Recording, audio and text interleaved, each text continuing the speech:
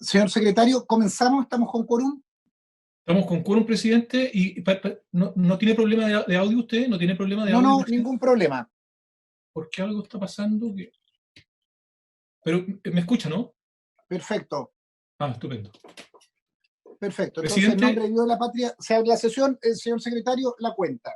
Presidente, para el día de hoy cuenta no tenemos, y por tanto correspondería entrar directamente en la tabla de la sesión, a saber, continuar el análisis del proyecto de reforma constitucional en primer trámite constitucional para modificar normas respecto al plebiscito nacional de octubre de 2020, que está, como se sabe, asignado con el boletín número 13.672-07.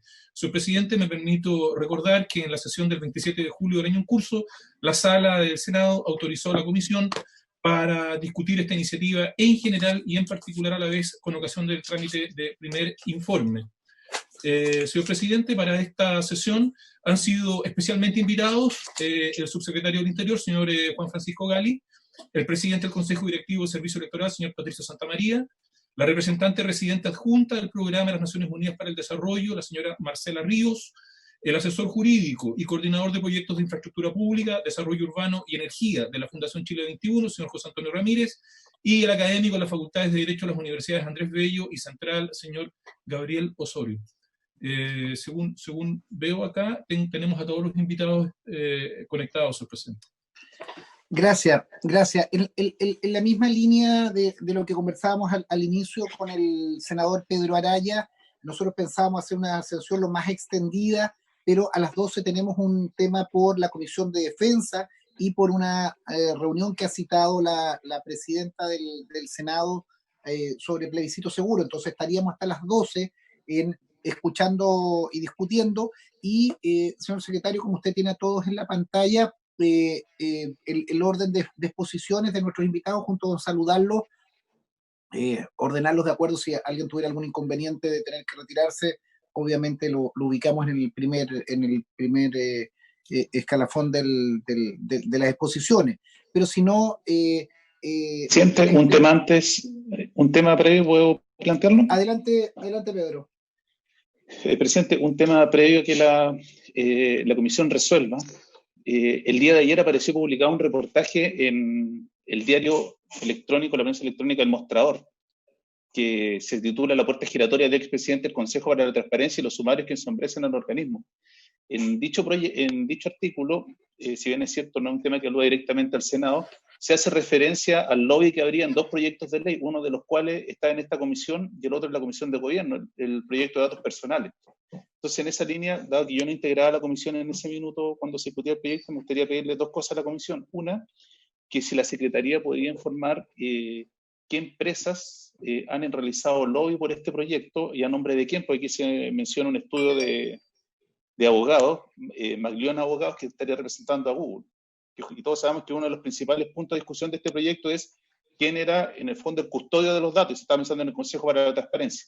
Y aquí se alude que el expresidente del Consejo se habría ido a trabajar a ese estudio jurídico justamente para hacerlo bien. Entonces me gustaría que si la Secretaría me podría enviar la información respecto de a quiénes se recibió, qué empresas estuvieron haciendo lobby por esta materia. Y lo segundo, que pudiéramos despachar un oficio al Consejo para la Transparencia de la Contraloría General de la República, a fin de que puedan informar efectivamente al tenor de esto cuál fue la situación del expresidente, a qué se debió su salida del Consejo. Pues si bien es cierto que no está regulado y hay un proyecto que está en la Comisión de Gobierno, el tema de la puerta giratoria, lo que dice el reportaje respecto a lo que habría ocurrido en el Consejo para la Transparencia, a mí me parece bastante grave, y sobre todo en un proyecto que sabemos que es de alta sensibilidad y respecto a la cual principalmente las empresas tecnológicas y que almacenan datos están muy preocupadas. Entonces me gustaría que pudiéramos recabar el acuerdo de la Comisión de oficiar al Consejo para la Transparencia que informara las razones de la salida del expresidente Drago, los sumarios a los cuales se hace alusión, y lo mismo a la Contraloría respecto a qué fue lo que ocurrió en esta situación, porque acá se alude que la Contraloría no alcanzó a levantar cargo por la renuncia que tuvo el expresidente. Y lo otro, como le decía, que me pudiera enviar la Secretaría de la Comisión un listado de quiénes fueron las empresas que fueron escuchadas como lobistas o como expositores en esta materia. Gracias. ¿Habría acuerdo lo solicitado por el señor senador? Acordado para poder despacharlo. Una precisión, tal vez, Pedro, por la información que yo he recibido, información o llamado de periodistas principalmente a propósito de una filtración o la circulación en la red de unas bases de datos sobre prevalencias médicas y cómo eso está impactando a propósito de la crisis. Revisé antecedentes, le pedí información a la Secretaría. El proyecto técnicamente está en la Comisión de Hacienda, para su discusión, teniendo en consideración el impacto presupuestario que conlleva su tramitación. Eso al menos la información que yo tenía la semana pasada, pero habría acuerdo en enviar los oficios que usted ha señalado y sin perjuicio de recabar antecedentes. No puede ser posible algo tan sensible, algo tan importante, además que es relevante. Señalaba que están circulando tráfico de bases de datos, de pacientes, de prevalencias médicas, de las ISAPRES, de distintas situaciones a propósito de la pandemia y bueno, miles de otros temas que son importantes en la regulación y que claramente hay empresas interesadas con quedarse con el negocio. Recojo la información y despachamos los oficios por usted solicitado y que la Secretaría nos ayude a la recopilación de antecedentes. ¿Algún otro tema, senadores? O le pedimos a la Secretaría en el orden, insisto, Ignacio, si hay alguno de los invitados que tuviera algún inconveniente, ponerlo obviamente en los primeros lugares para la exposición. Señor secretario. Sí, señor presidente, podríamos partir con el subsecretario Gali, si así usted lo estima conveniente, o el orden lo fijará según su parecer, señor presidente. Partamos con el subsecretario, que está un poquito ocupado en estos días, lo he visto ocupado. Don Juan Francisco Gali tiene la palabra.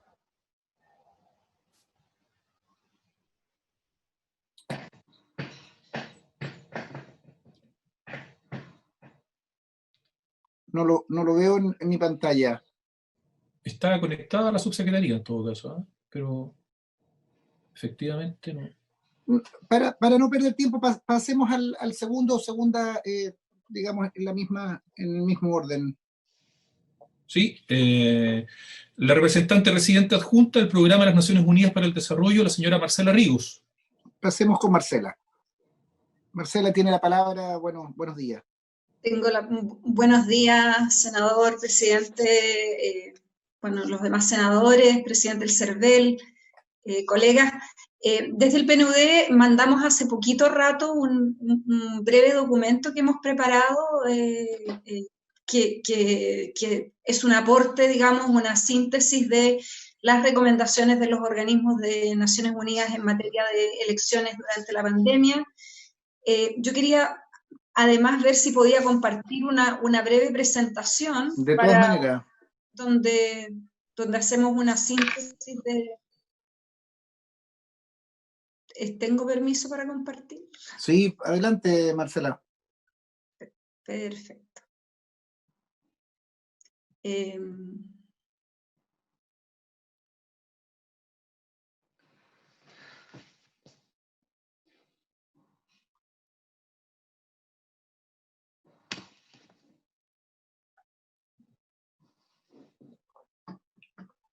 No sé si se ve mi pantalla en este momento.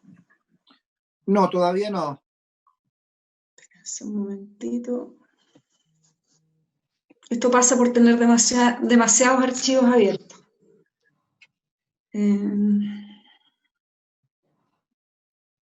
Teniendo problemas técnicos.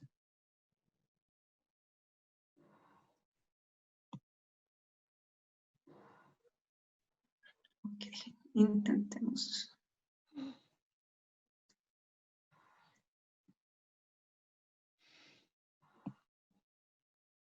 No sé por qué no me aparece esto. Mis disculpas.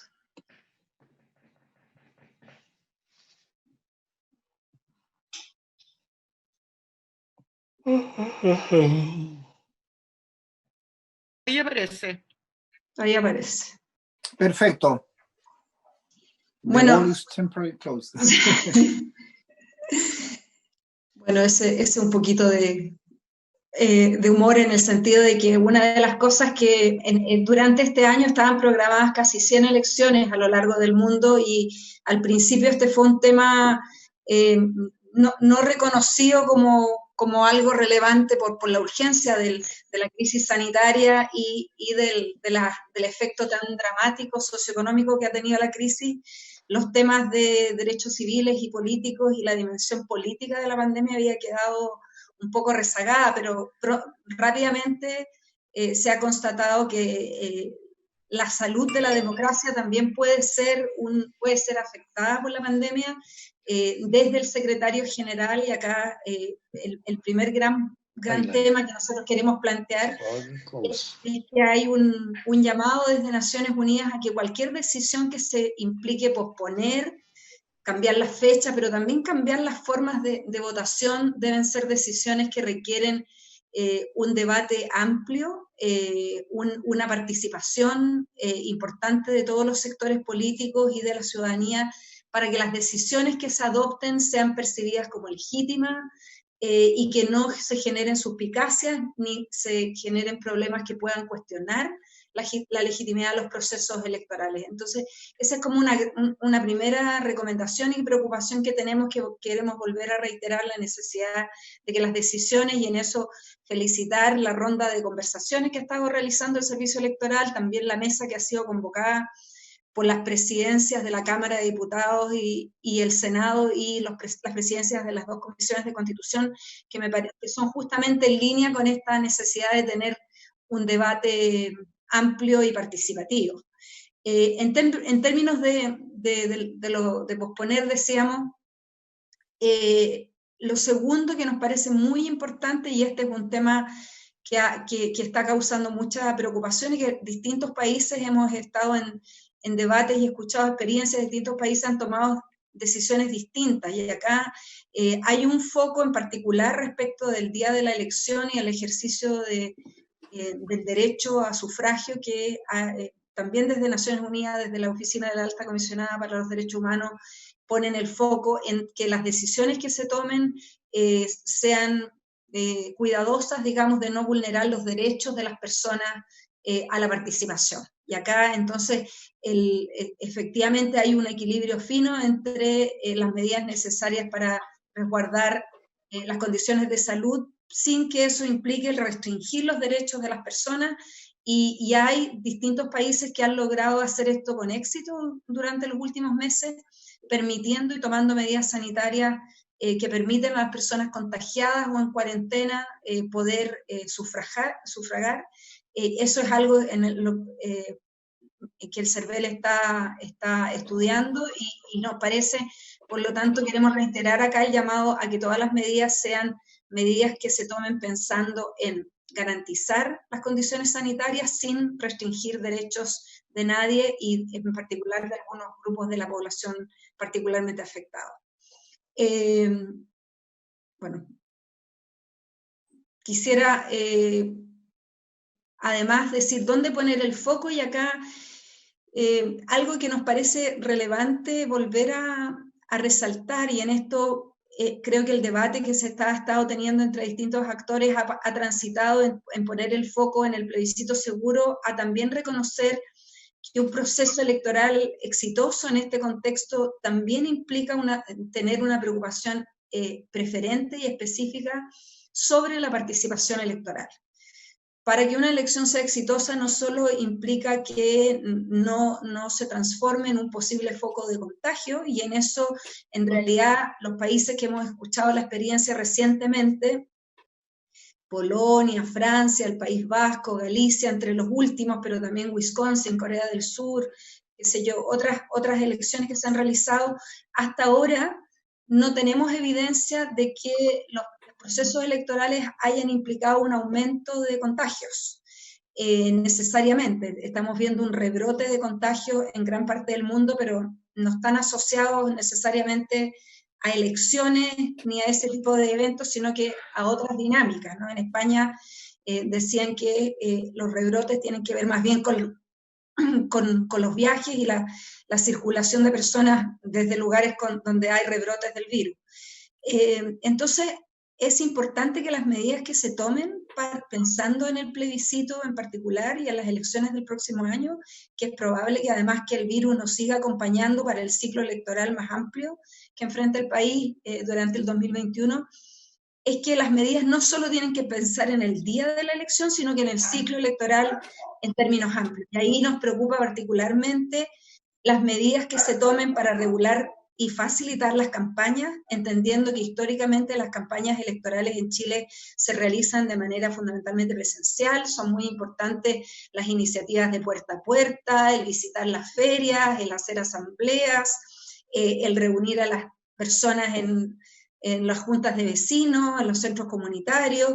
Entonces, el transitar a una campaña no presencial o evitando el contagio personal implica una transición al mundo virtual de manera preferente, lo que tiene diversas consecuencias. Por una parte, no está regulada en nuestras normas el uso de las redes, el financiamiento, la circulación de información a través de las plataformas, lo que está siendo cada vez más importante a nivel internacional.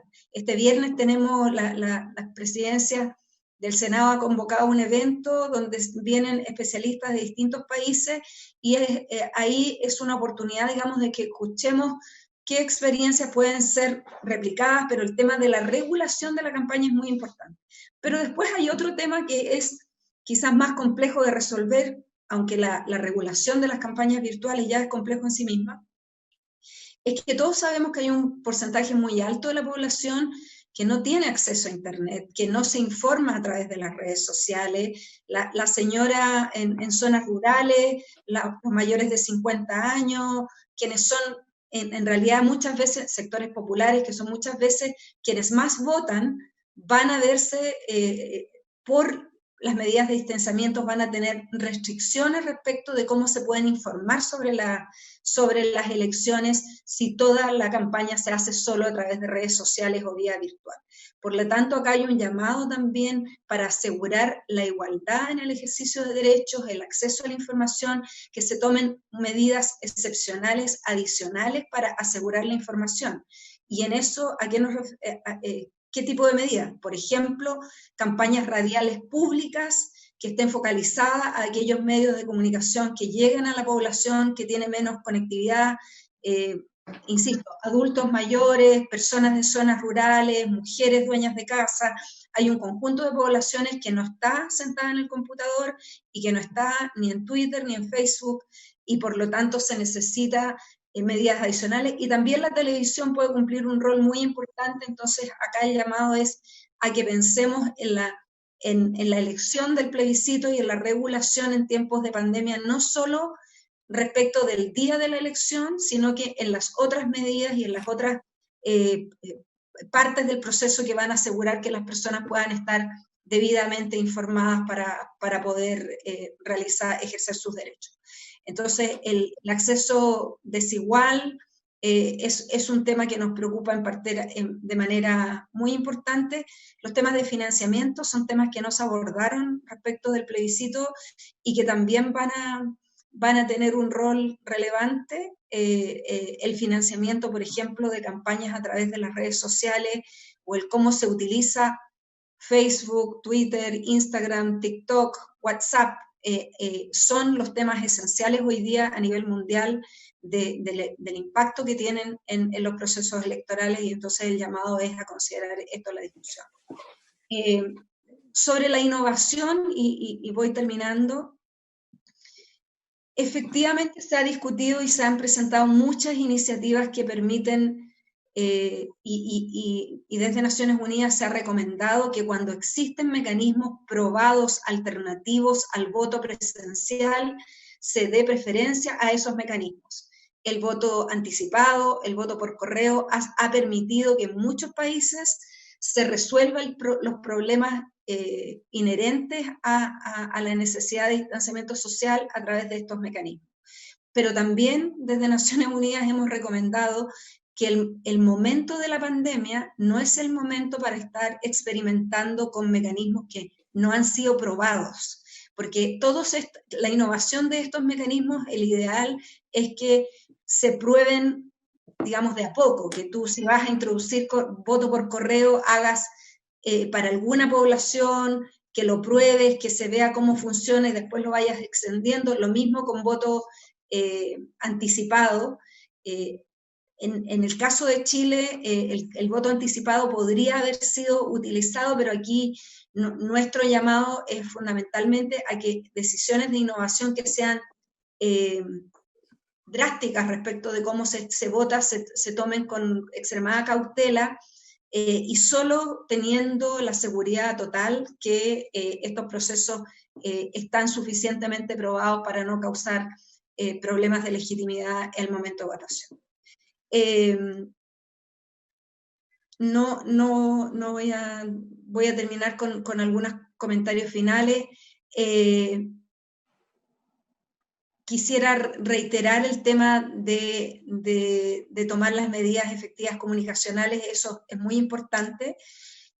Hay un tema de tiempo hoy día, entiendo que quedan como 82, 80, no sé, me imagino que Patricio Santamaría tiene la cuenta en la punta de los dedos.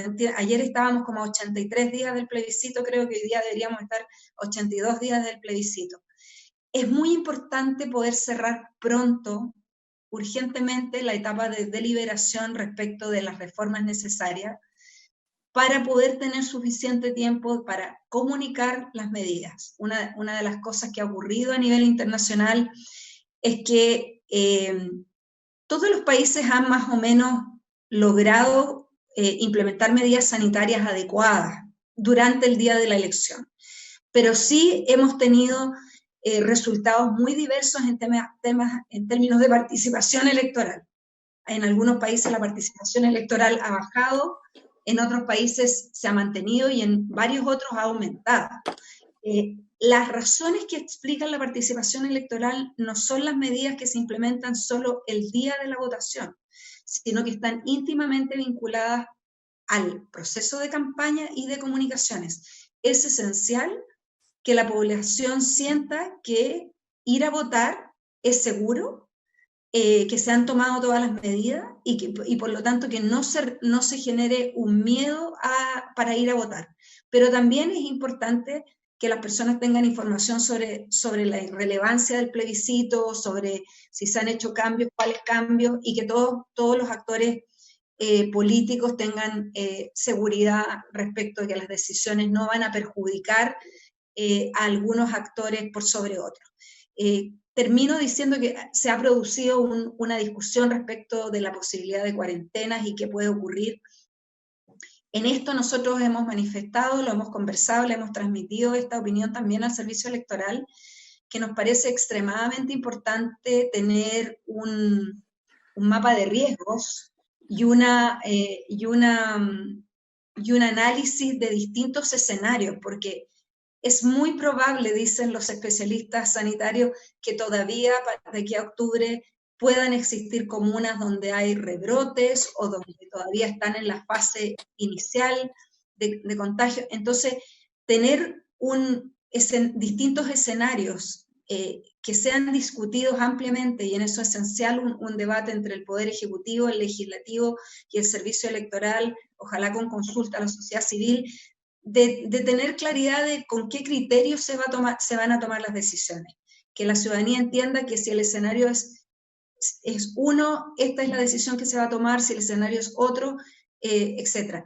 En general, la recomendación y la experiencia de los otros países es que se pueden hacer elecciones seguras y participativas durante esta pandemia. Muchos países lo han hecho, es posible, pero eso requiere planificación, inversión de recursos para asegurar que todo funcione bien y una comunicación adecuada. No es necesario restringir los derechos para asegurar todo eso, sino que es posible permitirle a las personas ejercer su derecho y cuidar la salud de la democracia al mismo tiempo que se mantienen las condiciones sanitarias presentes.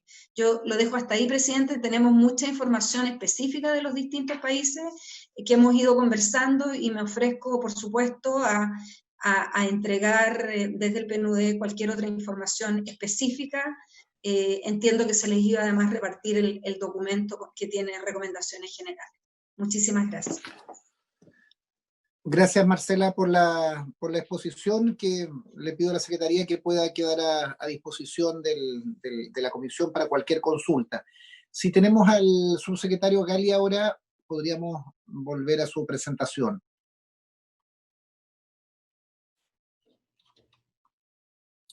No, parece que no está. Está Ahí está, conectada. perfecto. Ahí está. Juan Francisco tiene la palabra. Presidente, muchas gracias. Solo saludar, disculpen el atraso, pero he estado escuchando atentamente la exposición de Marcela Río, presidente. Nosotros hemos estado en conversaciones internamente en el gobierno, así que atento a las exposiciones que nos van a hacer, y está el subsecretario Osa también en camino al Congreso, entiendo yo, de estar o conectado o a punto de conectarse. Presidente, yo lo que sí es solo excusarme porque estoy citado a la Comisión de Hacienda también por el proyecto de ley de migraciones a partir de las 11, 11:30 de la mañana. Por lo tanto, voy a estar acompañando a la Comisión en este trámite hasta que me avisen que empezamos la discusión del proyecto de ley de migraciones, presidente, que espero que sea, ojalá, lo más cercano al término de la sesión. Perfecto, subsecretario. Si usted tiene alguna presentación, ¿la hacemos ahora o pasamos a otros invitados? Presidente, yo creo que mejor escuchemos las exposiciones y nosotros tenemos una idea que podríamos plantear a la comisión, pero es mejor escuchar todas las exposiciones de los invitados antes de Perfecto, subsecretario. Dejemos a José Antonio Ramírez, entonces, la siguiente exposición. Gracias, presidente, senadores, todos los invitados y Patricio Santamaría, Cervel. Voy a, si puedo compartir, por favor, presidente, una claro. presentación. Si me autorizan ahí. Esta, ¿no?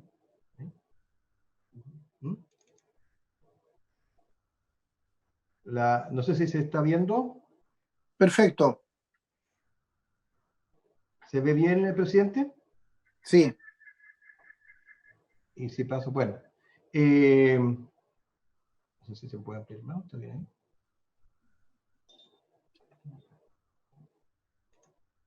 Bueno, presidente, por su intermedio, bueno, junto con agradecer la invitación y saludar a todos los participantes, secretarios, senadores, Marcela Río, del PNUD, y a Patricio Santamaría, director del Cervel. Brevemente, tomando ya lo que ha dicho Marcela Río y de los principios que tiene que tener un plebiscito seguro y participativo, me he enfocado básicamente al tema jurídico institucional, presidente. Y por tanto, si tenemos a la vista los derechos políticos y civiles en nuestro país, como sabemos, tenemos que conjugar primero las normas constitucionales sobre derechos al sufragio, el artículo 13, el artículo primero, inciso cuarto y quinto, respecto al respeto a los derechos de las personas, que es parte del bien común, el asegurar el derecho a las personas a participar en igualdad de oportunidades en la vida nacional, y la libertad de emitir e informar que conlleva el ser informado, o sea, los derechos políticos sustantivos dentro de la Constitución que aseguran el derecho a participar en las elecciones o en los procesos deliberativos como el plebiscito. Y además de esos derechos fundamentales políticos, están los derechos y deberes en materia de salud, que cuando la Constitución no asegura el derecho a la salud, pero sí establece el deber del Estado de coordinar y dar control a las acciones relacionadas con la salud, y es el Estado el que debe garantizar el derecho a la vida y la integridad física y psíquica de las personas. Entonces, el deber del Estado es tomar las precauciones en materia de salud, de la vida y la integridad física de las personas, pero a su vez asegurar el derecho a participar en los actos democráticos y ejercer el derecho a sufragio.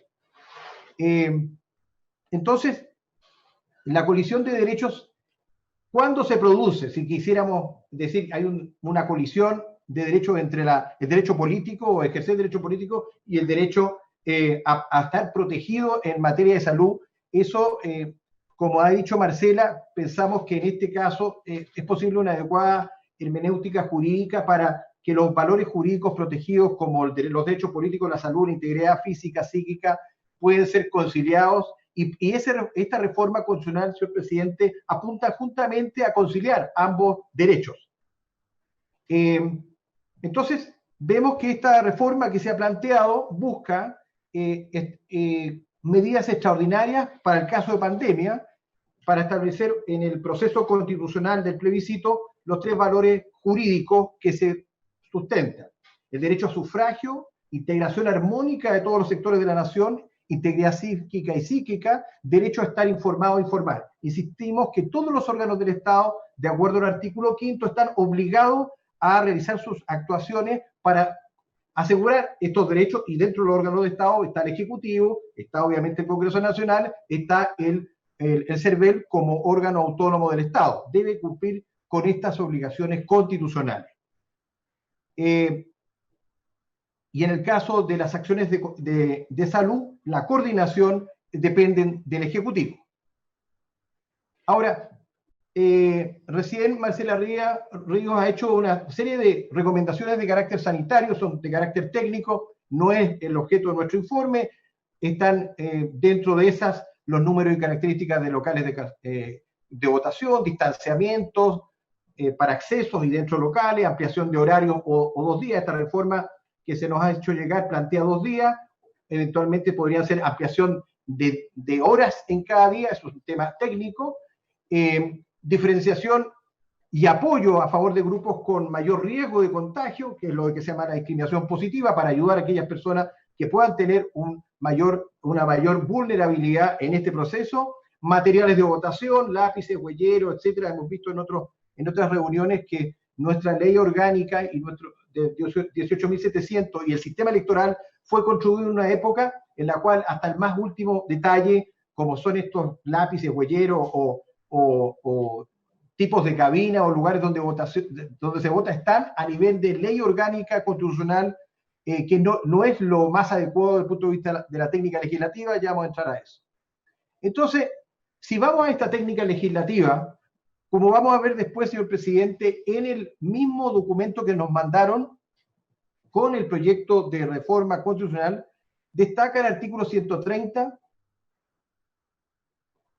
que somete en la Constitución vigente este artículo a que el plebiscito constitucional debe adscribirse al sistema electoral que está vigente al 1 de enero de 2020. Más allá de las interpretaciones del objetivo, de esto que algunos autores han llamado congelamiento, la norma establece, señor presidente, que todo el sistema electoral está bajo el estatuto constitucional. Vale decir que cualquier modificación de estos aspectos más bien técnicos, sanitarios, que están en el sistema electoral, en leyes orgánicas, tiene que tener un amparo constitucional, una reforma constitucional. Por tanto, todos los aspectos logísticos que se quieran colocar, como los que señaló Marcela Ríos, requieren un mandato del constituyente para someter a leyes orgánicas constitucionales o infraleyes orgánicas de la siguiente manera. Caminos de técnica legislativa. 1. Admitir en una reforma constitucional cambios al sistema electoral, a las leyes orgánicas constitucionales, y proceder y permitir las modificaciones al proceso de formación de ley orgánica constitucional en esta materia. O, derechamente, el constituyente, en una modificación, entregar competencia infralegal al Consejo Directivo del CERVEL para que dicte normas, instrucciones, protocolos con mandato constitucional, que puede ser específicamente para este plebiscito o ampliarlo a las elecciones del próximo año.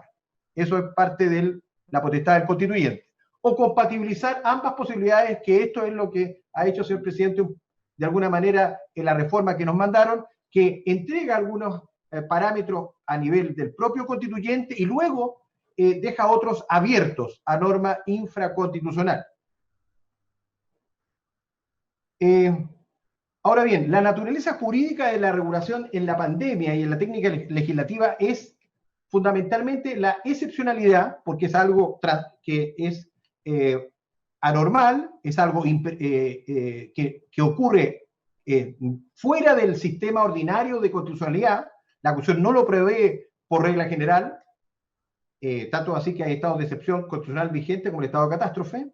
Es transitorio, porque sabemos que tiene un tiempo determinado, no sabemos cuánto se va a prolongar, y es imprevisible porque las medidas que tenemos que tomar tampoco son fijas, van variando y pueden ser mutables, cambiantes.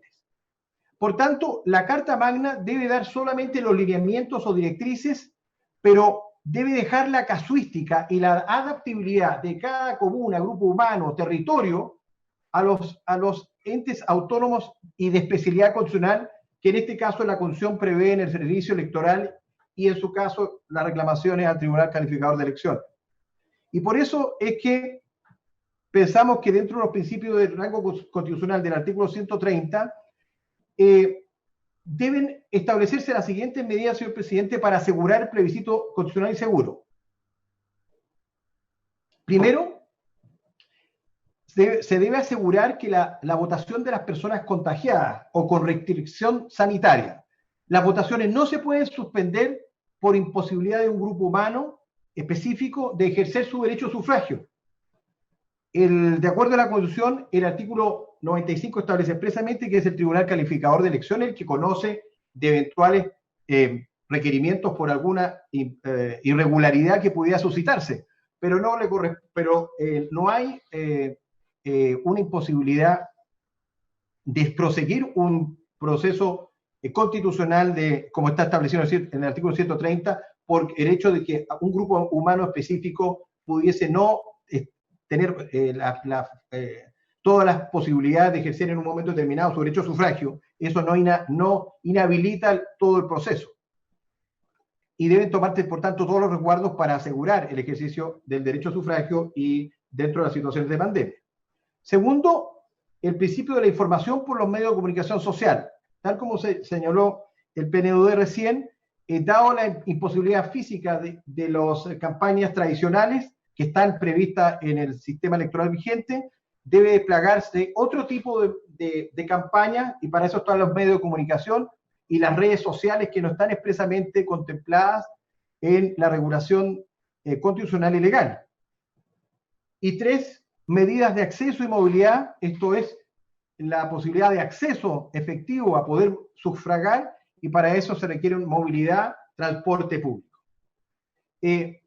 Respecto a las medidas, instrucciones y protocolos que debe dictar el CERVEL, que es la potestad infraconstitucional, que es la opción frente a esta pormenorizada tipo de medidas que se requieren y que escapan incluso a la ley orgánica constitucional, planteamos que tanto el CERVEL debe funcionar con esa competencia normativa y ser objeto de recursos jurisdiccionales ante el Tribunal Calificador de Elecciones, y dado que estamos a 80 y tantos días y estamos frente a un proceso muy de corto plazo, planteamos un procedimiento sumarísimo con un principio de oportunidad y certeza jurídica, justamente por los plazos que tenemos antes del plebiscito.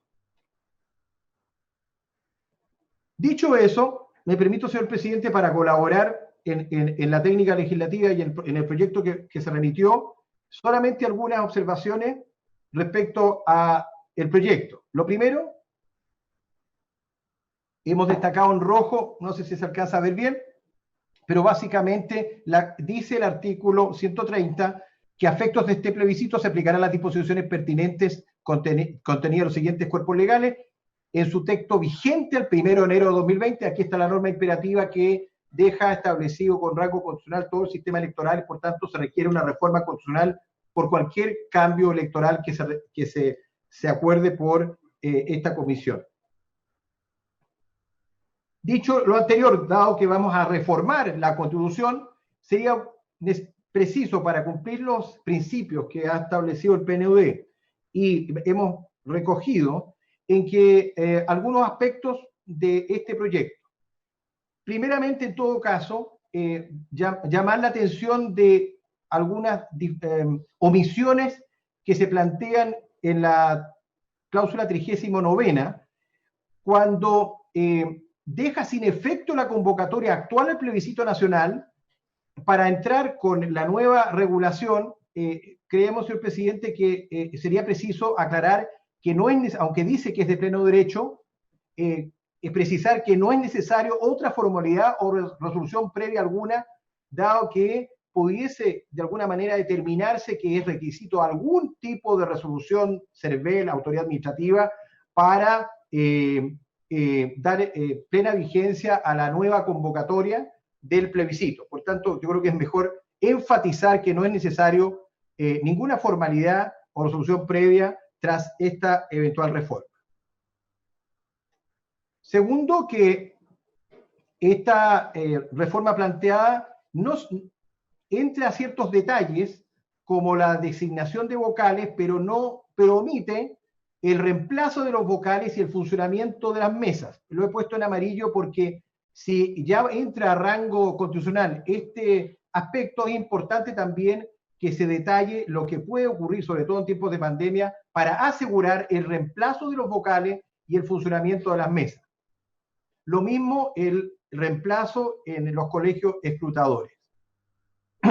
Y voy terminando, señor presidente, con una norma que me parece de la mayor importancia, que sería que esta reforma le otorgue a la dirección del servicio electoral, si la decisión es, como plantea también este proyecto, entregarle competencias de normas e instructivos al servicio electoral, establecer una norma más amplia como la siguiente: otorgar las medidas que sean precisas para el desarrollo seguro y participativo del plebiscito, que no está, se establecen algunos aspectos que hemos visto anteriormente, básicamente sobre mesas receptoras, etcétera, pero yo creo que una norma amplia que permita al CERVEL tener la capacidad casuística, de flexibilidad de caso a caso, de tomar las medidas para un plebiscito seguro y participativo. Y explicitar el constituyente que dentro de estas medidas deberá dictar las instrucciones, protocolos de contingencia necesarios para las causas de encontrarse una o más comunas o parte de ellas en cuarentena, restricciones sanitarias. Esto va a permitir al CERVEL tomar medidas distintas de acuerdo a las regiones, al territorio, al establecimiento, y no estar sujeto a una norma constitucional y mucho menos a una norma de desarrollo de ley orgánica. Si es una posibilidad de mayor proporcionalidad, flexibilidad, como se ha mencionado previamente, como técnica legislativa constitucional. Asimismo, se puede establecer en este proyecto que deberá dictar un protocolo el CERVEL para garantizar el ejercicio del derecho a votación de las personas que puedan encontrarse contagiadas o con restricción sanitaria. Dentro de este mismo ámbito, hay dos aspectos finales que están aquí involucrados dentro de este proceso constitucional seguro y participativo, y que este proyecto no contempla en su normativa, y sería bueno, además de esta norma amplia que hemos señalado anteriormente y esta garantización a grupos que puedan estar con mayor restricción sanitaria, establecer dentro de la reforma constitucional el derecho a la debida información del desarrollo del plebiscito por diversos medios de comunicación y redes sociales, cuya implementación debe realizarse también por el Consejo Directivo del CERVEL dentro de un determinado plazo que hemos puesto 10 días para seguir la dinámica propuesta por el propio proyecto de ley, porque esto asegura el derecho a estar informado y, por tanto, informar y opinar oportunamente a través, como se ha dicho por el PNUD, de manera remota, virtual, a través de los medios de comunicación, no solamente la televisión abierta, sino también las redes sociales.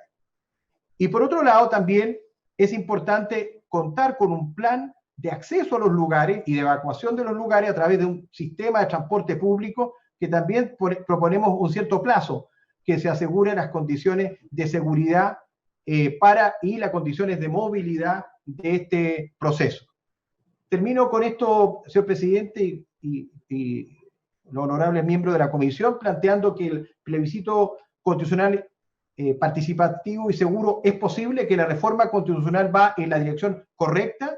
Es preciso agregar estos aspectos para darle mayor certeza, no solamente al día de la votación o 2 días, lo que establezca técnicamente, o la ampliación de plazo, sino que es preciso que todas las normas de seguridad sanitaria, que algunas se describen muy bien en el proyecto, vaya en la dirección de una norma infralegal del CERVEL, caso a caso, y si se requiere ir a la ley orgánica constitucional, eso significa que se haga una apertura del 130, entrar a modificar distintos acápites de las leyes orgánicas constitucionales que se refieren al sistema electoral, para luego, incluso esa misma ley orgánica, darle facultades al CERVEL, pero claramente la casuística del caso de cada situación es cada vez más compleja en situaciones de pandemia, como para asegurar un plebiscito seguro a través de ley orgánica, que pareciese no es la técnica legislativa más adecuada,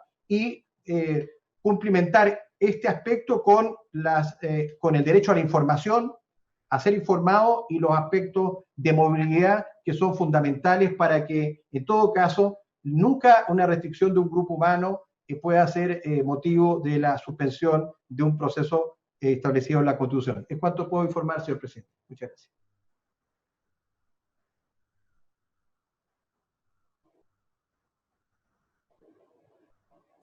Su audio, presidente, su audio.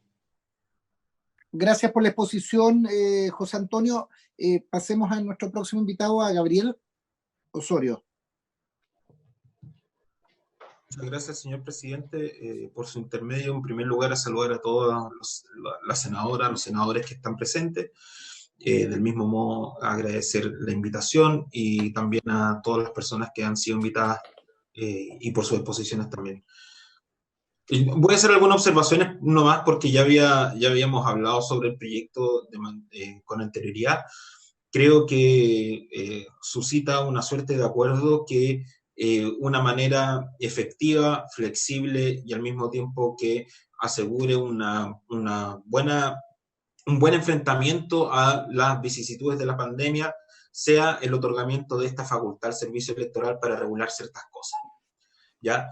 Me parece que es lo mejor, y para eso se requeriría, en mi opinión, solamente intervenir la Constitución mediante una disposición transitoria nueva que le otorgue una potestad al Consejo Directivo del Servicio Electoral para dictar normas e instrucciones sobre estas materias, tales como, ¿no es cierto?, habíamos hablado anteriormente, el funcionamiento de los locales de votación, establecer normas sobre distanciamiento, el funcionamiento de las mesas receptoras de sufragio, establecer normas sobre composición de los colegios escrutadores, por ejemplo, y aumentar el número de horas en que deban funcionar las mesas receptoras de sufragio. Ustedes saben que por ley orgánica constitucional está establecido un horario límite de cierre de la votación, que son las 6 de la tarde, y sin embargo, mediante este reglamento, el servicio electoral pudiese extender su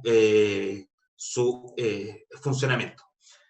Ahora bien, dos cosas, tal como también señalé la vez pasada y vuelvo a reiterar, es muy bueno que se establezca un régimen de reclamación ante el Tribunal Calificador de Elecciones, porque en primer lugar el servicio electoral como un órgano autónomo constitucional, pero sin embargo también de la administración, requiere ser controlado jurisdiccionalmente, y antes de exponernos a diferentes tipos de acciones judiciales como un recurso de protección u otros tipos de recursos, es bueno establecer un sistema de reclamación que sea corto, efectivo y ante el órgano obviamente que es experto en materia electoral, que es el Tribunal Calificador de Elecciones.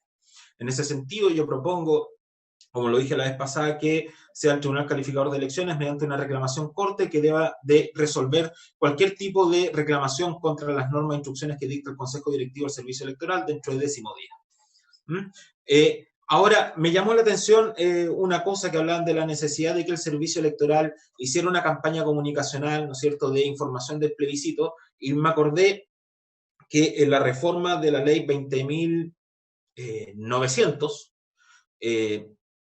se estableció en el artículo 34 de la ley 18.700 Orgánica Constitucional de Votaciones Populares y Escrutinio, que a partir del 60º día anterior al plebiscito hasta el tercer día anterior del plebiscito, el servicio electoral usa diversos spots, ¿no es cierto? Está establecido la ley orgánica constitucional para otorgar información a la ciudadanía. Eso ya está regulado, ya existe. Está en el artículo 34 y se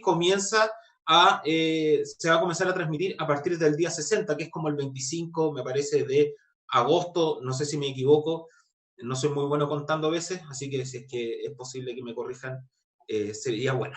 Pero eso existe, ¿ya? Lo que sí yo haría sería mencionar que a propósito de el deber que tiene el servicio electoral de otorgar información a la ciudadanía a través de los diversos medios de comunicación, por ejemplo, estos spots, de hecho, así lo dice la ley, los spots que tiene que transmitir el servicio, se introduzcan específicamente estos aspectos sanitarios. Es decir, que, por ejemplo, que las normas o reglamentos que dicta el servicio electoral que estamos estableciendo en la presente reforma constitucional les sea comunicada a la población, de manera tal que la población sepa, en el plebiscito del 25 de octubre, el servicio electoral establecerá normas sobre distanciamiento, normas sobre funcionamiento de las mesas, que todos los miembros de las mesas receptoras de sufragio y funcionarios utilicen mascarillas y elementos de protección, que usted va a poder contar con elementos de protección, que va a poder llevar su lápiz, que deba tener ciertas características que va a determinar el servicio para evitar el contagio vía la transmisión de el lápiz HB, que regula la ley 18.700, entre otras cosas. Entonces, eso también es bueno. Utilicemos esa norma del artículo 34, pero otorgando, ¿no es cierto?, un realce a las medidas sanitarias que toma el servicio electoral sobre el particular. Ese derecho ya existe, como dije, no es necesario establecer un nuevo deber. Tal vez podría ampliarse a redes sociales, que no lo dice, pero que siempre yo, al menos yo soy un usuario de Twitter y siempre veo a la página del servicio electoral o a la cuenta del servicio electoral que está otorgando información. Entonces, también eso es posible hacerlo. Del mismo modo, considero que hay que establecer la medida de publicidad, que se me había olvidado la vez anterior señalar, que evidentemente la resolución con que se materialicen estas normas que debe dictar el servicio electoral tiene que ser publicada en el diario oficial y evidentemente también ser ampliamente difundida en los medios de comunicación para que toda la gente pueda saber las medidas sanitarias que se están tomando al respecto. Finalmente, un punto, me parece que yo no soy científico, me encanta la biología, todo esto, pero la verdad yo desconozco cuánto tiempo va a durar la pandemia, entonces uno tiene que recurrir a la información pública que trasciende a través de diversos papers o estudios de universidades sobre esto, y evidentemente esto probablemente va a seguir durante el próximo año, ¿ya? Considero que igual sería bueno establecer una norma que frente, por ejemplo, si existe una alerta sanitaria o algún, ¿cómo se dice? O algún hecho que usted puede establecer como condicionante que diga relación con la salud, pudiese rápidamente el servicio electoral tener estas mismas facultades de nuevo, de manera tal de no estar legislando o reformando la Constitución o estableciendo nuevas disposiciones transitorias cada vez que haya una elección. Recordemos que vamos a tener una elección en el mes de noviembre, supuestamente, elecciones primarias 29 de noviembre, que pueden ser utilizadas por los partidos políticos, y después vamos a tener el pre-evento electoral, que yo lo llamo, que son las declaraciones de candidatura, que son el mes de enero, y después las elecciones, ¿no es cierto?, de abril y noviembre del año 2021. Y las primarias presidenciales y parlamentarias también de junio o julio del año 2021. Es decir, tenemos suficientes eventos electorales y probablemente una pandemia que se va a estacionar durante un buen rato más, y sería bueno también que usted, señor presidente, por su intermedio, el resto de los senadoras y senadores, evaluaran la posibilidad de establecer una condicionante para que este tipo de medidas pudiesen ser tomadas automáticamente para el resto de las elecciones, al menos 2020, 2021, sin que tengamos que reformar permanentemente la Constitución y con la flexibilidad que la potestad del CERVEL nos otorga. Esto es que las cosas que se hayan hecho bien, por ejemplo, en el plebiscito nacional de 25 de octubre, las normas que hayan sido bien dictadas, las cosas que hayan funcionado bien, mantenerlas, y aquellas cosas que no tuvieron efecto o que produjeron un mal efecto, después poderlas modificar sin necesidad de requerir 3/5 o 2/3 de los diputados y senadores en ejercicio, y así dar también estabilidad a las medidas de prevención de la transmisión del COVID-19 y compatibilizándolo con nuestra democracia, como lo dijo la profesora Ríos. Agradezco la invitación nuevamente y quedo a disposición de la comisión para lo que estime pertinente. Muchas gracias, señor presidente. Gracias, Gabriel. Le daríamos la palabra ahora, si no tenemos más invitados, para exponer a el subsecretario para poder hacer algún comentario y pasar al debate. Señor secretario. Señor presidente, solo para recordarle que está también el presidente del Consejo Directivo del Servicio Electoral, el señor Patricio Santamaría. Correcto, pero Patricio ya expuso la semana pasada. Patricio, si necesitas alguna intervención, pedir la palabra. Lo importante es escuchar las opiniones de nuestros invitados y también que el subsecretario y Patricio puedan hacer alguna referencia a los argumentos que aquí se han expresado.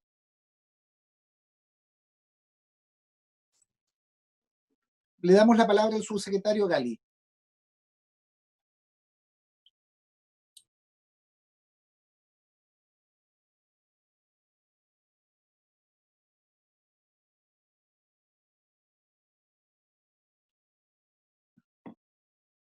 ¿Está por ahí, secretario? Sí.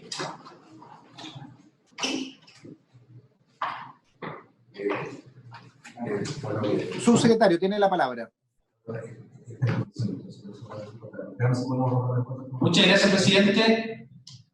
Perdona que estamos con harto tema.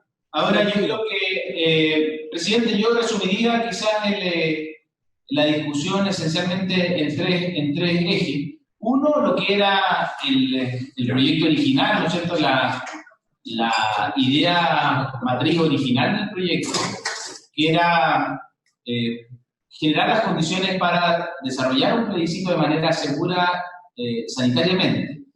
Que en la propuesta original era llevar el plebiscito a la realización de 2 días. Eso lo discutimos en la sesión anterior y creo que hay acuerdo en que las complejidades y los riesgos que implica esa propuesta son mayores que los beneficios, o esos riesgos sanitarios pueden ser mitigados de manera más efectiva o eficiente con otras propuestas. Y eso, yo creo que en eso hay bastante acuerdo, presidente.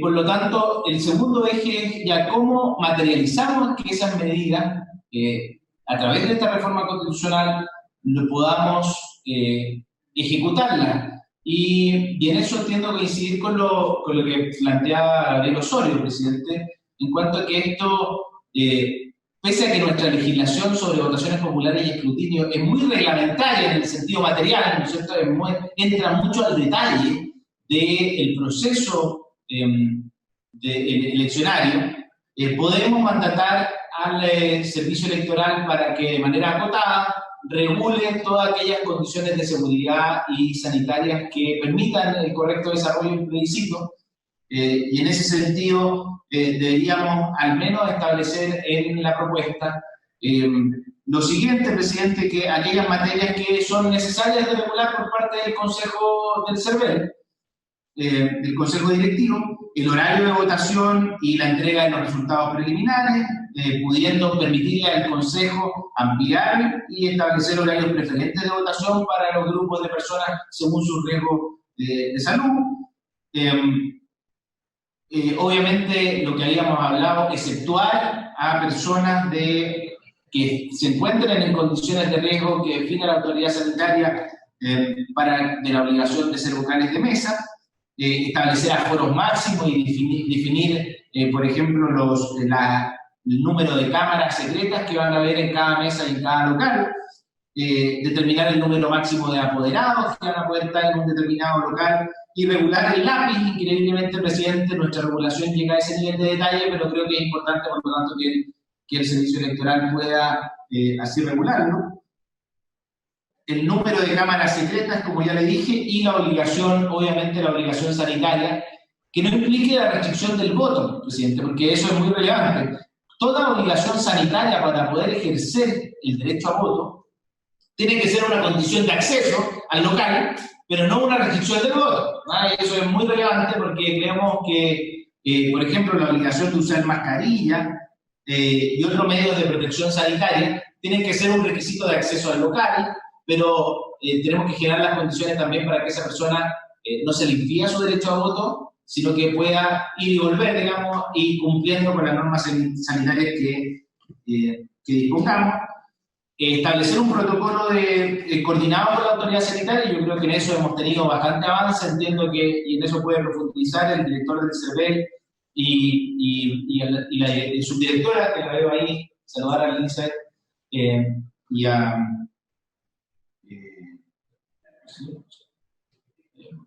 y al director, que no sé si está, no lo veo.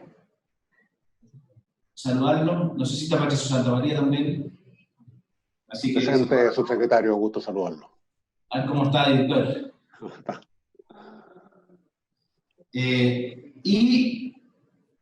Por último, presidente, obviamente todo este protocolo que le demos la mayor publicidad posible antes del proceso eleccionario, porque nosotros también aprendimos esa lección y yo creo que es relevante ocupar esa experiencia en este proceso eleccionario, que es que necesitamos generar mucha comunicación con la ciudadanía respecto de cuáles son las condiciones en que se puede ejercer el derecho al voto, las condiciones que se van a encontrar cuando lleguen a los locales de votación, y por eso es tan relevante este protocolo. Nosotros hicimos este ejercicio ya en marzo y abril, yo le comentaba, presidente, en la sesión anterior, hicimos este ejercicio principalmente focalizado en la seguridad la vez pasada, pero ahora le agregamos el tema sanitario, que es igual lo más relevante en esta ocasión, presidente. Por lo tanto, eso es principalmente, presidente, lo que nosotros queríamos proponer. Creo que es muy coincidente con lo sugerido o propuesto por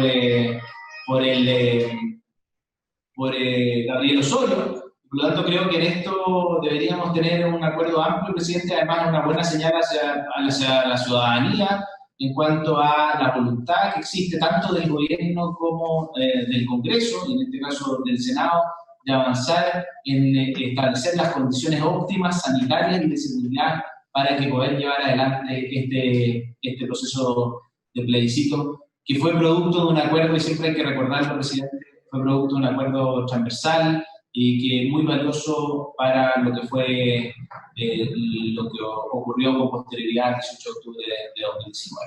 Así que eso yo creo que, no sé si resumí bien, presidente, lo que es la propuesta. Nosotros podemos plasmar esto en un documento, obviamente esto lo tenemos que conversar con el Ministerio de Secretaría General de la Presidencia, el Ministerio de Salud y la Presidencia, pero yo entiendo que en estas condiciones tenemos un acuerdo amplio y nosotros lo hemos conversado internamente. Gracias, subsecretario. Yo creo que hace un buen resumen de lo planteado y también recogiendo las exposiciones de quienes hoy día han expuesto en la comisión. Antes de dar la palabra a los senadores y senadoras, le daría la palabra a Patricio Santamaría, si podemos resumir un poco en qué se traducen estas recomendaciones o también este criterio que en algún momento conversamos la semana pasada y ojalá podamos zanjar hoy día y eventualmente en esta reunión de las 12, en el cual se señalaba que igual por lo reglamentario de la legislación es poder establecer una capacidad normativa, mandatar al Consejo para poder tomar las medidas en coordinación con salud, en coordinación con Interior, para poder llevar de mejor manera este proceso. Patricio, le doy la palabra y de ahí abrimos el debate con los senadores y senadoras.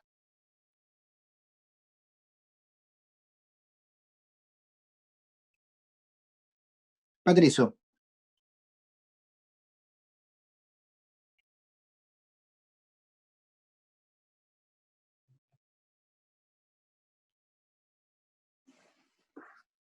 ¿Estamos con algún inconveniente, parece, con Patricio, o no?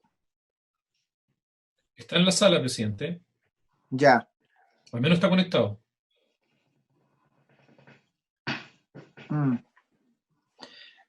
Si alguien le puede avisar de poder contestar. O bueno, mientras tanto, si es que mientras se reconecta Patricio, abramos el debate en los senadores presentes que han estado en la comisión.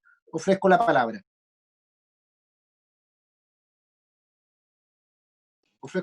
Veo al senador Elizalde, me está pidiendo Rodrigo Galilea y Álvaro Elizalde. Y Luz. Y la señora Luz. Le pido a la secretaría que me ayude, que no tenemos a veces a todos los en la pantalla. Rodrigo, Elizalde y Luz. Yeah. Gracias, presidente. Bueno, bien interesante todos los comentarios de los expositores y yo creo que se va aclarando la película. en el sentido de no innovar más de la cuenta en este tema, mantener en un solo día la votación. Yo creo que también, básicamente, me voy a basar en lo que decía Gabriel Osorio, que creo que apuntó bien a las medidas. Uno, que la disposición constitucional ojalá sirva no solamente para lo de octubre, sino que eventualmente esté vinculada a cualquier situación de emergencia sanitaria. No sé si será bueno ponerle un límite de tiempo para el 2021 o dejarlo simplemente como una cosa provisoria, entre comillas, provisoria permanente, para tener siempre la posibilidad de, si en una parte del país, en otra hay situaciones de salud que amerite que el CERVEL tome medidas, bueno, que siempre las pueda tomar. Yo creo que es un punto muy rescatable de tomar. Otro punto que me pareció sumamente relevante es que, sin perjuicio de las atribuciones que puedan darse al CERVEL, que exista este proceso de reclamación rápido al Tribunal Calificador de Elecciones. Creo que Gabriel decía en un plazo de 10 días que esté todo resuelto. A mí me parece que es una muy buena idea también considerar esa posibilidad de reclamación y de resolución muy rápido frente a estos casos excepcionales. Lo mismo que las medidas de publicidad, que no sé, ahí Patricio Santamaría podría aclararnos, porque esto puede, no sé cómo estaremos en recursos para el proceso electoral. Todas estas medidas requieren eventualmente gastos y no sé si estamos preparados para eso. Pero lo demás, yo creo que las facultades que se tienen que dar al CERVEL en términos de extensión de horario, de medidas especiales para adultos mayores que no puedan ser vocales, por ejemplo, la presencia de personas en los locales de votación, en fin, lo del lápiz, todo eso me parece que debe quedar delegado al CERVEL en una ley que sea más o menos permanente para cualquier caso de emergencia sanitaria. Así que yo creo que, tal como decía el subsecretario Gali, yo creo que vamos bien orientados en tener un buen acuerdo en esta materia. Gracias, presidente. Gracias, Rodrigo. Senador Elizalde y luego la senadora Emsberger. Gracias, presidente. Mire, yo creo que estamos contra el tiempo, entonces deberíamos despachar relativamente rápido esta reforma, sobre la base de aquellos puntos donde hay acuerdo. Por ser una reforma constitucional requiere un quórum muy alto, así que está claro que si entramos en la controversia de aquellos puntos que tenemos diferencia, vamos a dilatar el proceso y por tanto no se van a transmitir las certezas que son necesarias para la realización del evento electoral del plebiscito e incluso los eventos posteriores en caso que se mantenga esta situación de emergencia sanitaria con mayor o menor magnitud. Entonces, creo que independientemente de que te digo, no se va a resolver la sesión de ahora, pero debiera agendarse relativamente rápido una sesión para, si es posible, despachar esta semana esta reforma en sala. Y eso implica hacerse cargo particularmente de aquel punto donde hay acuerdo, que es otorgar estas facultades extraordinarias al CERVEL para regular, sin necesitar modificar la ley, el evento electoral propiamente tal. Y por tanto que pueda establecer horarios de votación, la forma en que se realiza la votación en general, con todos los estándares sanitarios que sea imprescindible para adelante. Hay que discutir ahí cuál es el quórum para la aprobación de por el Consejo del CERVEL, si es el quórum de la mayoría absoluta, 3 de los 5 miembros, o un quórum calificado, que puede ser 8 de los 5 miembros, eventualmente. Entiendo que son temas enormemente delicados. Y yo trataría que esto se apruebe lo antes posible, presidente. O sea, yo soy partidario que la elección se haga en 2 días, pero entiendo que en eso no hay acuerdo y por tanto no voy a insistir en el punto. Voy a defender la postura, pero no voy a insistir en que el proyecto se apruebe de esa forma, porque si no lo vamos a dilatar innecesariamente. Entonces, lo que propongo es que nos concentremos en la aprobación de esta norma que otorga atribuciones especiales al CERVEL, tomando todos los recuerdos respecto de la forma en la cual se deben adoptar esas decisiones y que permita regular, sin necesidad de modificar la ley, la forma en la cual se realiza el acto electoral con todos los estándares de seguridad necesarios. Eso, presidente.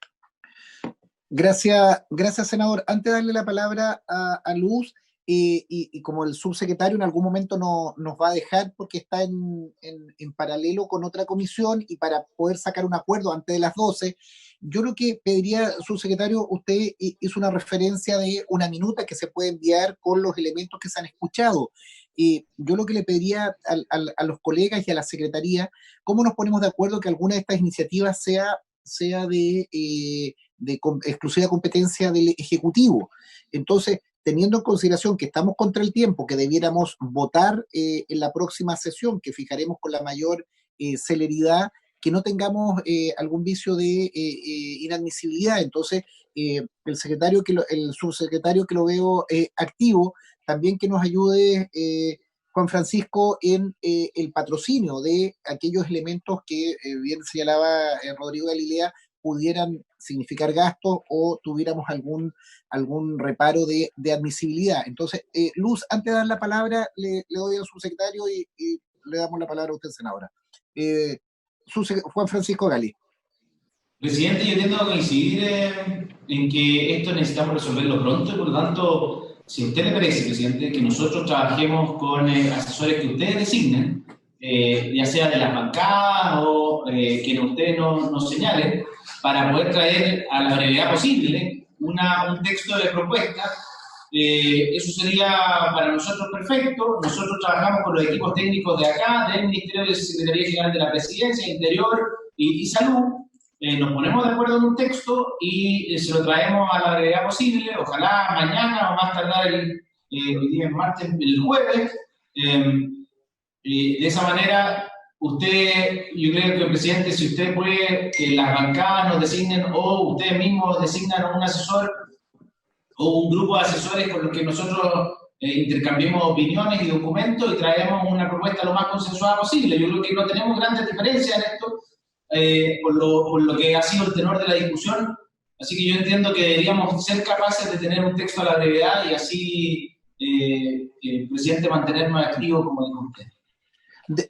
De todas maneras, Juan Francisco, yo creo que desde ya, además de proponer nuestros asesores, digamos, legislativos, poner a disposición, y está ahí presente y ha hecho también una referencia a Gabriel, que creo que, digamos, da garantías en capacidad y unidad, que se forme ese equipo con el equipo de ustedes, con Gabriel, y nosotros adicionemos a nuestros asesores particulares, y también, bueno, Marcela, los institutos que han estado exponiendo también, que tengan cabida en opiniones, pero en lo operativo, desde ya mandatar a Gabriel Osorio de poder constituirse con ustedes.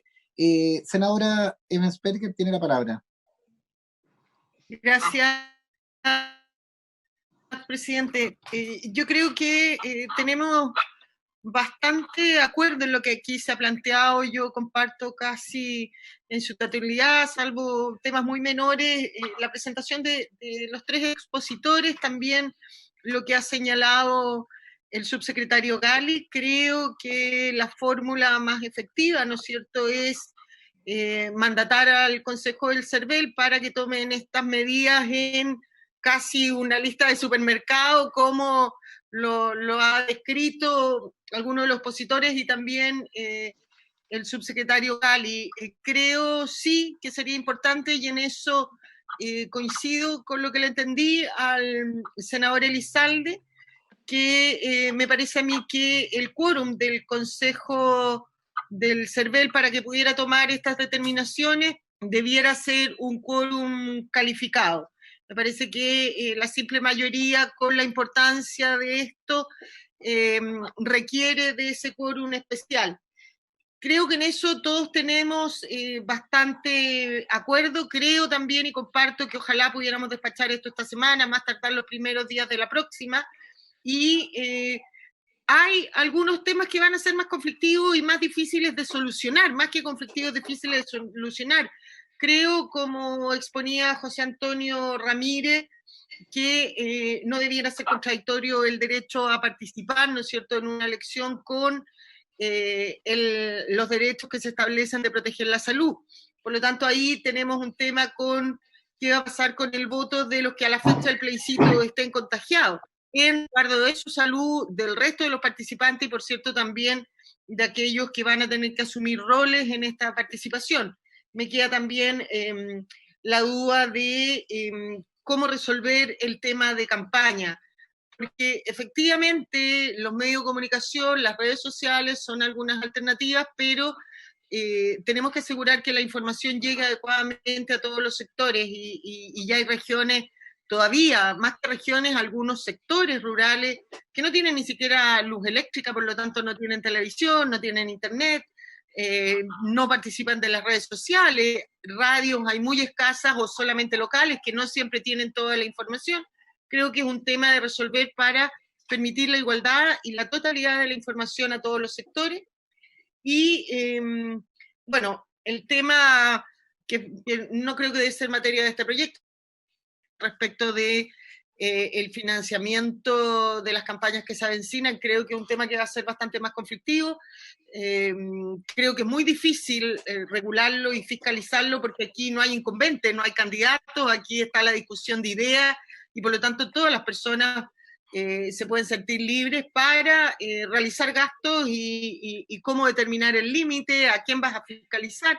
Me parece que es un tema más de largo aliento si se quiere regular.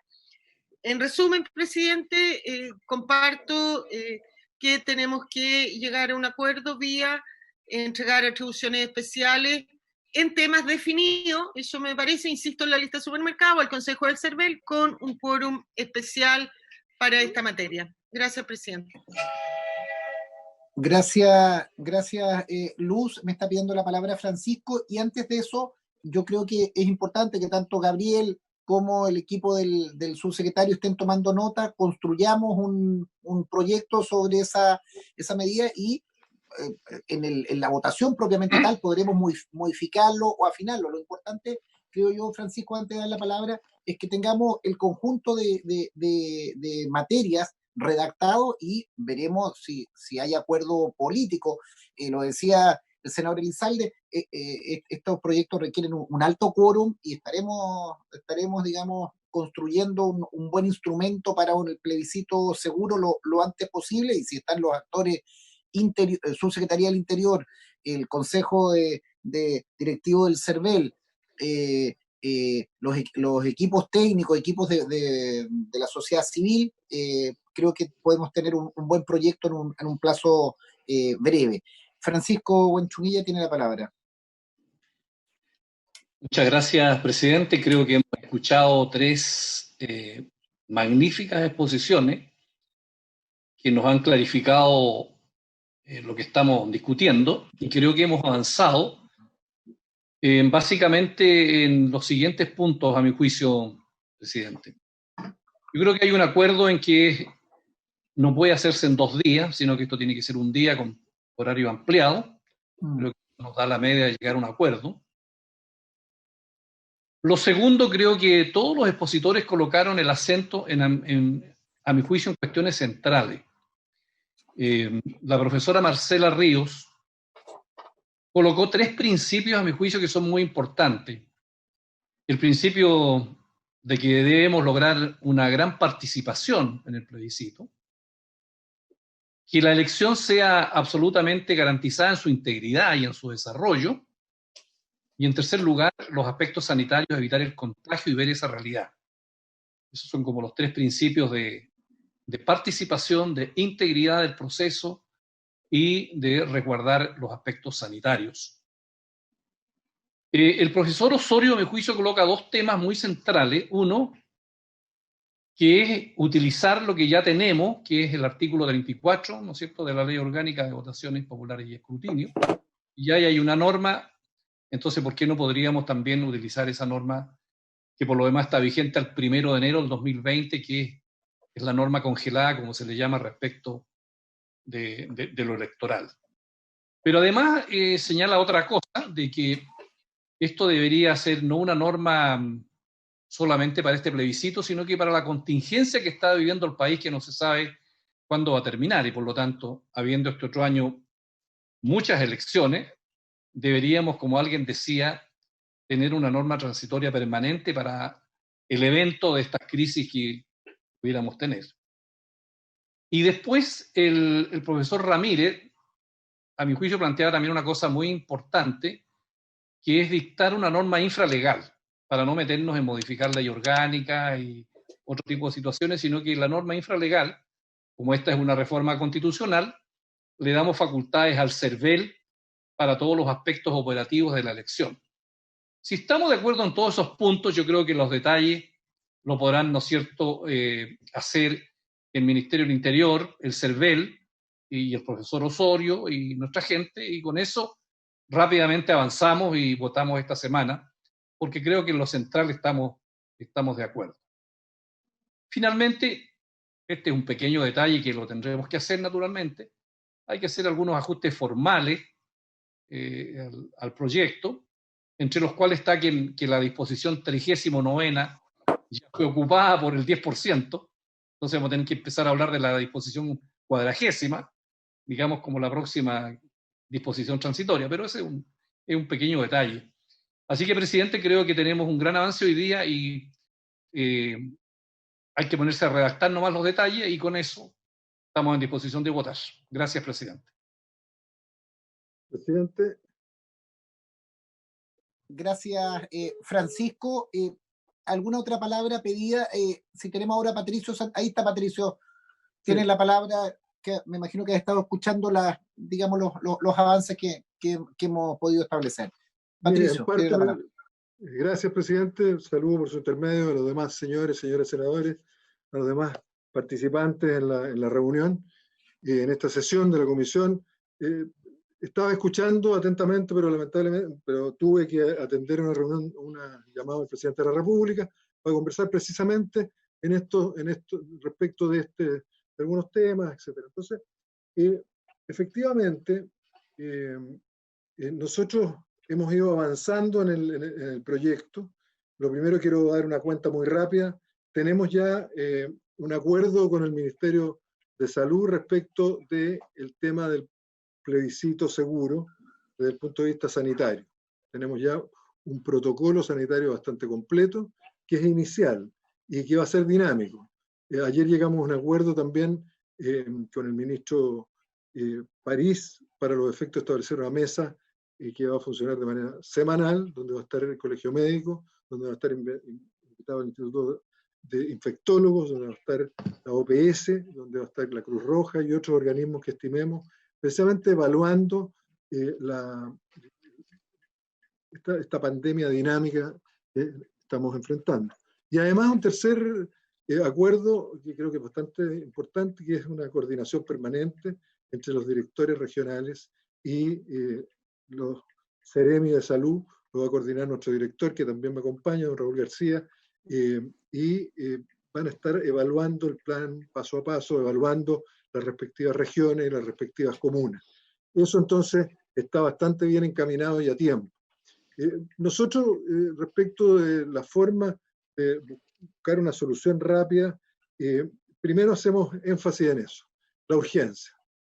Presidente, senadores, senadoras, creo que ya se acabó el tiempo, son 82 días, en rigor 3 días antes viene el blackout, estamos hablando casi de 79 días para la posibilidad de campaña, etc. Sin duda, como servicio electoral, una posibilidad que habíamos analizado, creo que con el tiempo va quedando fuera, porque resulta prácticamente imposible hoy día hacer las reformas, además no tendría mayor sentido, hacer reformas de detalles específicos que tienen que ver, ¿no es cierto?, con la votación de ese día, o de detalles vinculados a las campañas u otros que estuvieran o en una reforma constitucional o en las leyes orgánicas constitucionales.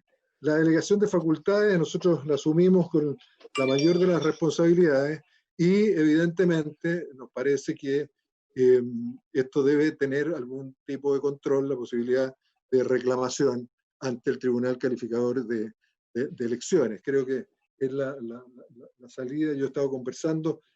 Lamentablemente, hasta ahora no se ha dado una mesa el Ejecutivo, el Legislativo y el Servicio Electoral, sin perjuicio que hemos coincidido en algunas comisiones o en algunas iniciativas de algunos centros de estudio.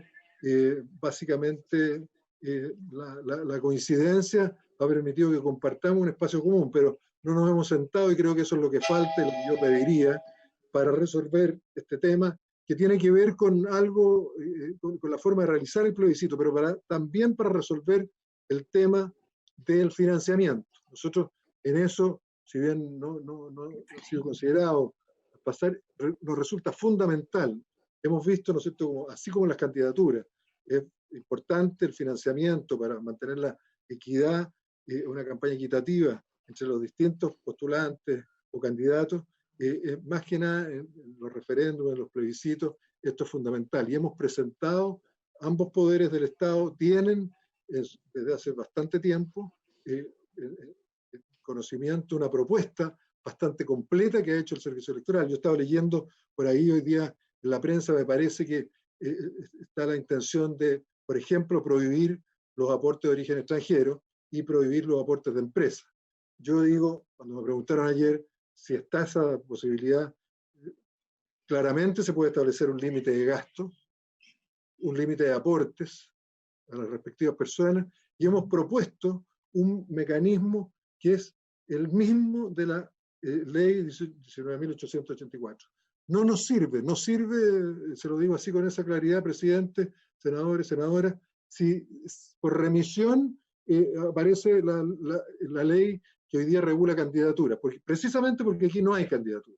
Entonces lo que hay que hacer es legislar, establecer un grupo de actores que participen, que vayan más allá de los partidos, movimientos ciudadanos, asociaciones de ciudadanos, de ciudadanas, obviamente organizaciones de la sociedad civil sin fines de lucro, que se inscriban, y lo que hemos propuesto es que se inscriban en un registro que lleva el director del Servicio Electoral, don Raúl García, y además de designar una especie de administrador electoral o responsable, deben además dar el mandato para la apertura de una cuenta donde podamos tener la trazabilidad de los ingresos, donde podamos conocer quiénes son las personas y si cumplen o no con los aportes, donde podamos fiscalizar en definitiva.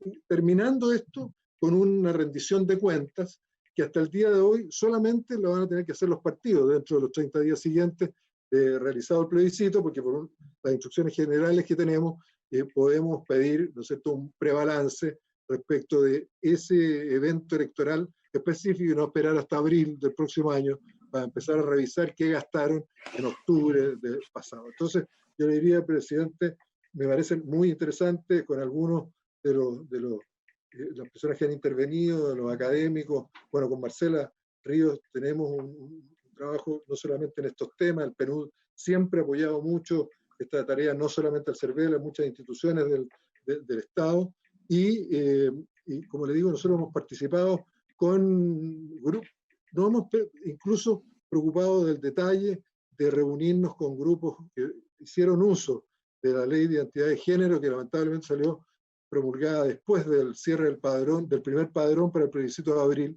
pero que permitió que 1.870 personas cambiaran de sexo y 1.600 personas cambiaran de nombre en el tiempo que se abrió el padrón hasta el 6 de junio, con la nueva fecha del plebiscito. Pero hemos hablado con la sociedad civil, nos vamos a reunir en estos días con la nueva mesa del Pacto Social, que nos han pedido conversar. Hemos conversado con las 3 asociaciones de alcaldes. Yo mañana me reúno con todos los alcaldes de los municipios rurales, precisamente para ver la realidad que tienen ellos, que es bastante compleja, porque les entrega la ley no solamente facultades, obligaciones en el proceso electoral, que hoy día por razones económicas incluso están impedidas muchas de ellas de cumplir, sobre todo cuando se van a ver aumentadas por los temas que tienen que ver con los temas sanitarios. Entonces, me parece que vamos avanzando. Comparto lo que señala el senador Huenchumilla. Estamos disponibles para poder recibir estas atribuciones, facultades que vienen a aumentarlas, que ya tenemos en el sentido de dictar instrucciones de carácter general, obligatorias en materia electoral. Aprovecho de comunicarles, ¿no es cierto?, el avance que ha habido en el tema sanitario propiamente tal, y les pido lo único, urgencia. Aquí lo que se necesita es rápidamente tener un marco legal para que nosotros podamos empezar a organizar el plebiscito. Es distinto si es 1 o 2 días. Estamos convencidos que debe ser en un día, que podamos hacerlo en un día, podemos tomar las medidas efectivas para permitir entonces un plebiscito seguro y participativo. En esto es fundamental, presidente, además, y en eso quiero reiterarlo en un minuto, también el comportamiento de la ciudadanía. Todos los actores, todos quienes tienen liderazgo, todos quienes son escuchados, los parlamentarios, especialmente que son fruto de la voluntad popular, tenemos que insistir, ¿no es cierto?, que aquí el autocuidado es fundamental, porque si no, con un 18 de septiembre de por medio, podemos llegar a una situación muy compleja. Nos estamos poniendo en todos los escenarios, que haya una comuna en cuarentena, que hayan 2 regiones, 6 regiones o 9 millones de chilenos en confinamiento, porque las soluciones van a ser diferentes. Hemos conversado con los partidos políticos, con los centros de estudio, nos hemos abierto en un diálogo amplio, porque entendemos que el plebiscito es de todos, y si bien el servicio electoral tiene parte de la responsabilidad, hasta ahora creo que la ha estado cumpliendo, por lo menos tiene una historia que lo avala, y agradezco, termino con esto, la posibilidad, ¿no es cierto?, de esta invitación, presidente, y quedo a disposición para cualquier consulta o duda. Gracias, Patricio, por la intervención. Creo que hemos avanzado bastante en la sesión. Quedaríamos constituidos este equipo entre Subsecretaría del Interior, Gabriel Osorio, poder aportar los asesores, y me pide ahí la palabra el subsecretario. Sí, perdón, presidente, partió Migraciones, entonces tengo que dejarlos, pero queda Andrés Sotomayor conectado y está Juan José Osa desde la Secretaría General de la Presidencia, presidente. Perdone, muchas gracias. Gracias, Juan Francisco, y también, bueno, saludar al subsecretario Osa, que no lo había saludado, para avanzar en esto. Si no hay más palabras solicitadas, nosotros tenemos a las 12, hay una convocatoria por parte de la mesa del Senado para también un diálogo de plebiscito seguro. Creo que sería bueno plegarnos a eso para afinar cualquier detalle, y pedir también a los equipos que hemos mandatado a la brevedad tener esa propuesta, con especial énfasis en la admisibilidad de las indicaciones que se plantean. Si no hay más palabras solicitadas, agradecer a todos por su participación. Nuevamente agradecer a nuestros 2 integrantes nuevos que han reemplazado a los senadores que han pasado al Ejecutivo, a Luz y a Rodrigo. Lo tuvimos ayer en la comisión también con otra discusión en materia del Código de Agua, y bienvenido y gracias por sus aportes en la comisión. Muchas gracias. Muchas gracias, hasta luego. Chao, hasta luego. Gracias. Chao, hasta luego. Muy bien, chao. Vale, gracias. Muchas gracias.